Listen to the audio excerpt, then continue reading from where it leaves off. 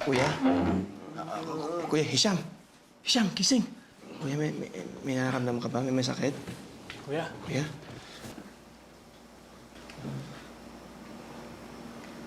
Okay lang ako. Nanaginip lang ata ako. Kuya, may good news kami para sa'yo. Matutupad na namin yung wish mo. Dahil bukas, tuloy na yung kasal niya ni Ate Lizelle. Oo. Kaya, kuya, malakas ka, ha? Tsaka kailangan, gwapong-gwapo ko dun sa kasal niyo. Siyempre, gwapo si kuya. Oo naman. Mag-ayos ka dun. Salamat na.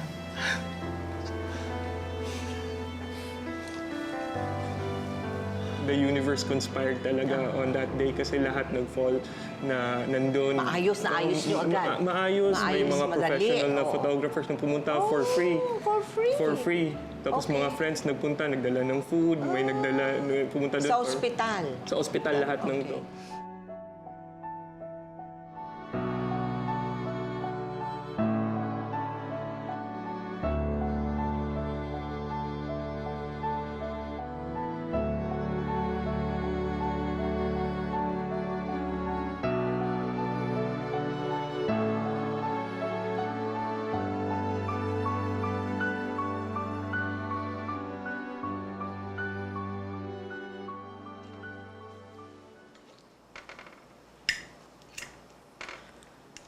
Ma. May kaunting pera pa ako sa bangko. I-withdraw niyo po. Sige, anak. Ang asawa mo nang bahala doon. Ang mabuti pa, kumain ka ng mabuti. Dahil napagod ka sa kasal niyo kanina. O ito. Kumain ka.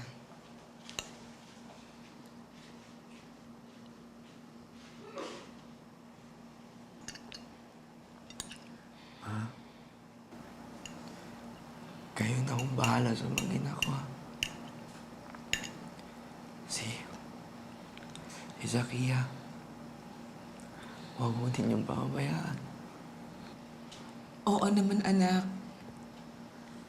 Akong bahala sa apo ko. Huwag mo na siyang alalahanin.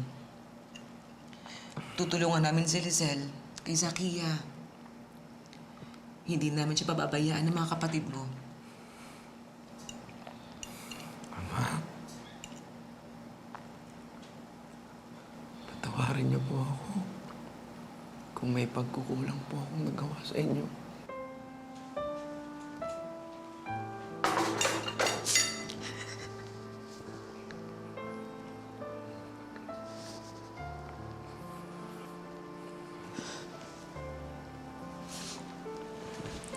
Anak, wala kang pagkukulang.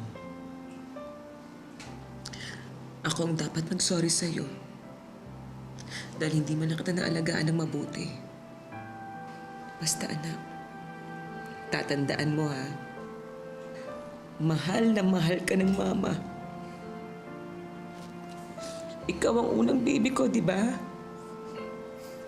Kaya sobrang love ka ni mama.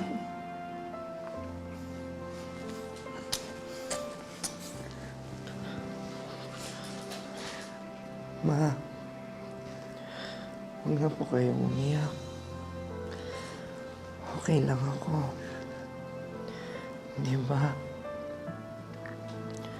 Sabi ko sa inyo, hindi ako natatakot.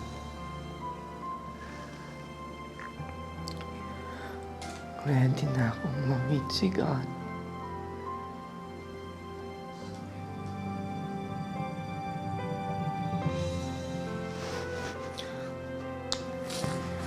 Tama na, Ma.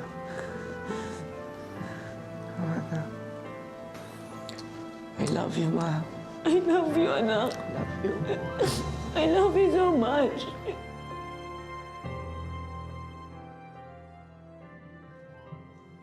Pagkalipas lamang ng mahigit 10 oras, matapos siyang ikasal kay Lizelle, si Rowdem ay tahimik na pumanaw sa piling ng kanyang ina, mga kapatid, asawa at ng kanyang nag-iisang anak na si Zakia.